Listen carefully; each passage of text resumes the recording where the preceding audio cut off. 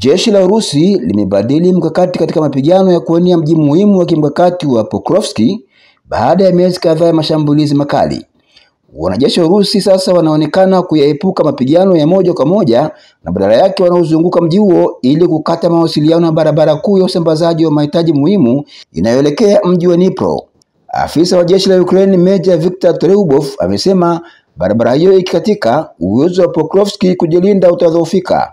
Hata hivyo, hadi sasa Urusi haijafanikiwa katika jitihada hizo na vikosi vya Ukraine vinaendelea kupambana kuhakikisha mji huo hautekwi na vikosi vya Urusi. Rais Vladimir Zelensky amesema mapigano kuizunguka Pokrovsk ndio makali zaidi katika siku za hivi karibuni baada ya karibu miaka mitatu ya vita. Vikosi vya Ukraine vinakabiliwa na uchovu na upungufu wa wanajeshi, huku Urusi ikiendelea kusonga mbele hatua kwa hatua katika maeneo ya mashariki.